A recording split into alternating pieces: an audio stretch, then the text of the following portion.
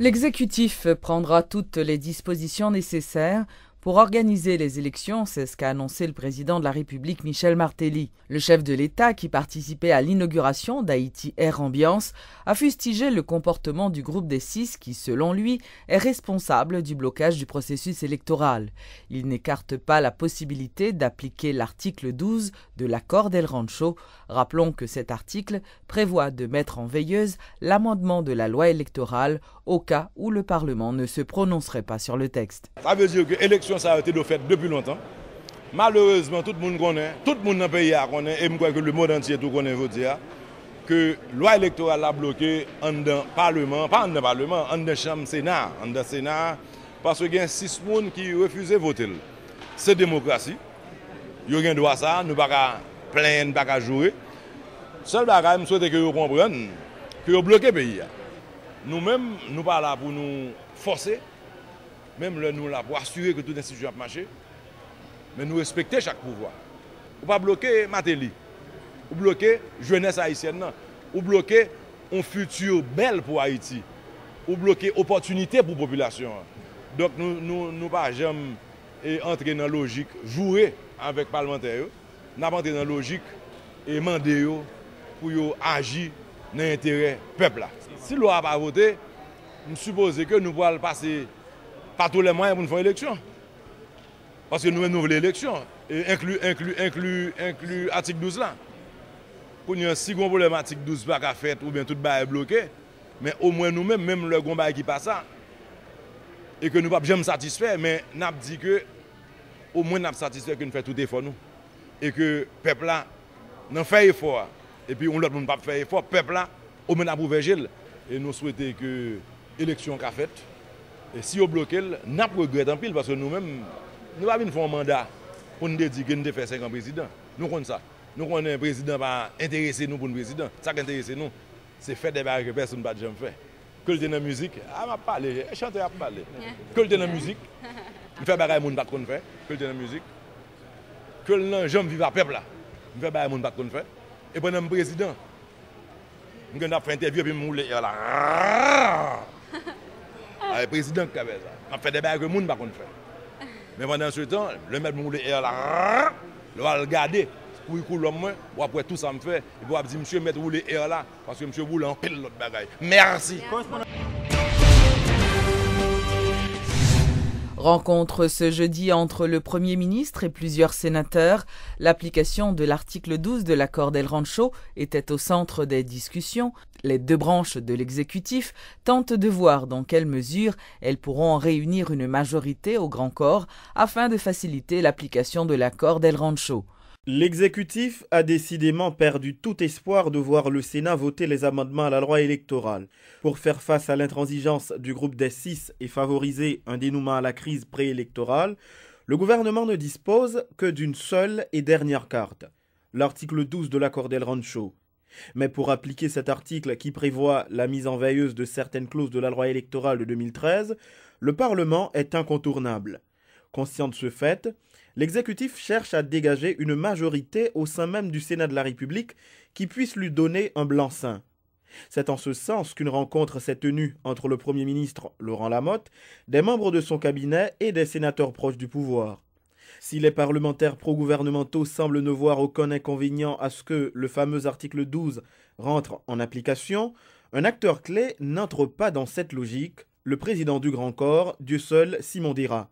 Mais sans l'accord de l'élu du centre, le gouvernement pourra quand même aller de l'avant, si l'on comprend bien le porte-parole du Premier ministre, Michel-Pierre Brunache. Comme président du Sénat, eh bien, il est lié également pour l'Assemblée. Si une majorité sénateur qui mandate pour aller dans ce sens, eh bien, c'est difficile pour lui pour parler dans ce sens. Et majorité ça, c'est lui que nous avons rassemblé. Le sénateur Lucas Saint-Ville est favorable à l'application de l'article 12 de l'accord du 14 mars, mais sa position est nuancée. Une analyse de cette clause s'avère importante avant sa mise en œuvre. Moi-même, papa me dit article 12 sans que nous pas étudier le bon côté et mauvais côté, et nous prenons bon côté et nous agir avec eux. Je suis d'accord là et je signé toute pétition gain. Pour le sénateur Edwin Zeni, une seule et unique solution s'impose. La démission d'au moins 5 sénateurs, ce qui entraînerait par conséquent la caducité du Sénat de la République. L'élu du Sud-Est a déjà proposé cette idée à ses collègues proches du pouvoir, mais sa proposition ne semble pas avoir fait mouche, puisqu'il n'était pas en mesure de dire à qui il en a fait part, ni qui entend le suivre. Non, je suis 5 sénateurs. Moi, je m'ai proposé, tant que j'ai proposé déjà, je suis 5 sénateurs, non, c'est n'importe qui qui veut.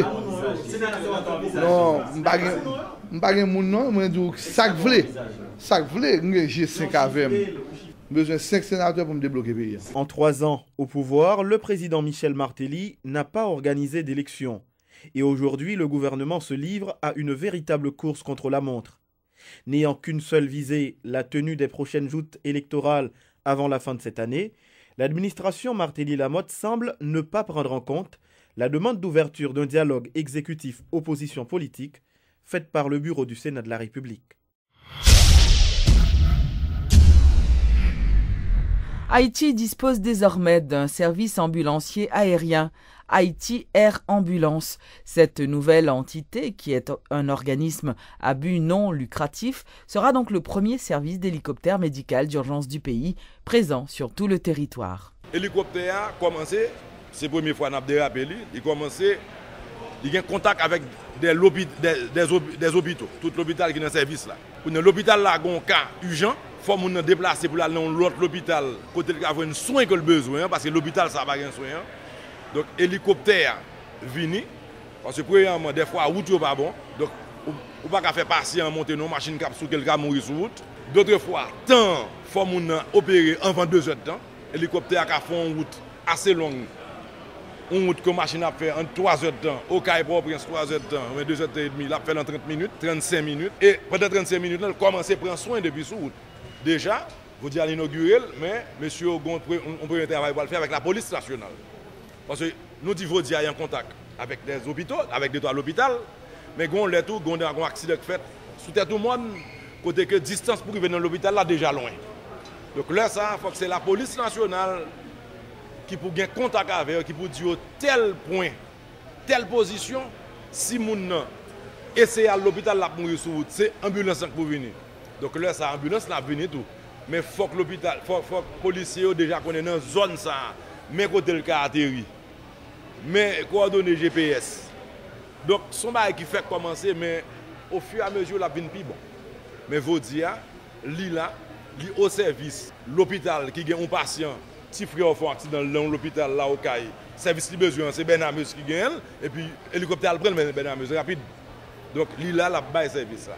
Mais au fur et à mesure, on a amélioré, au fur et à mesure, on a vu plus performant, au fur et à mesure, on a pour qui ça ne manquait, au fur et à mesure, on a pour à qui ça ne pas penser que nous devons penser, parce que c'est un nouveau système qui est bien Haïti. Le porte-parole de la PNH a démenti les rumeurs faisant croire que des Colombiens figuraient sur la liste des 327 évadés de la prison de la Croix-des-Bouquets le 10 août dernier. Le commissaire Franz Lerbourg a réfuté également la thèse selon laquelle un hélicoptère aurait permis à certains détenus de s'enfuir. Le commissaire Lerbourg attribue cette évasion massive à des complicités au sein de la prison ainsi qu'à des négligences dans la surveillance du centre carcéral.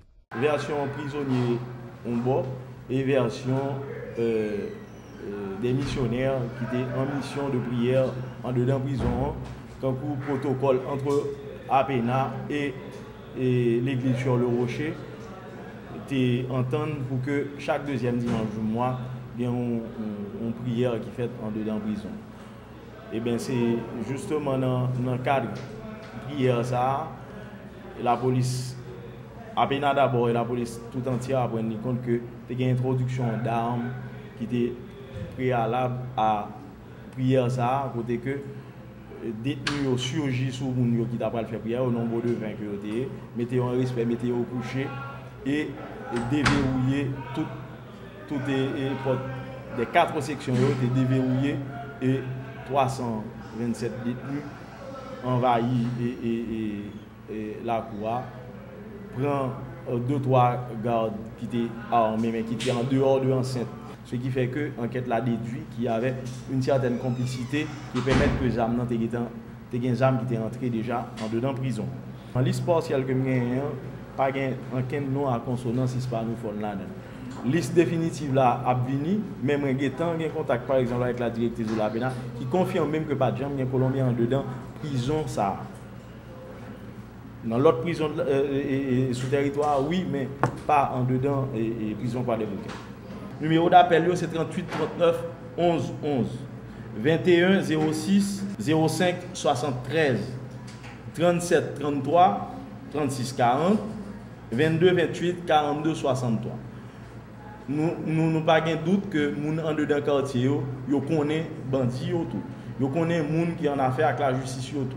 Et dit tout retour suspect spontané pour signaler à la police et la police a une stratégie par lui-même de récupération de M. Sao et n'a demandé aux populations pour continuer à informer la police, même gens qui ont mettre M. Sao en dedans pour permettre une facilité que M. Sao retourne côté que nous croyons que la population lui-même, si nous collaborons avec lui, nous avons bien plus que 4 personnes de récupérer par jour, même gens que rythme, fréquence, nous pensons que c'est une très bonne tendance. Nous avons Kimbel jusqu'à ce que nous fassions tout groupe Mounzao parmi les plus dangereux qui est prioritaire pour toute la police là entrer en dedans cellule côté que c'est place.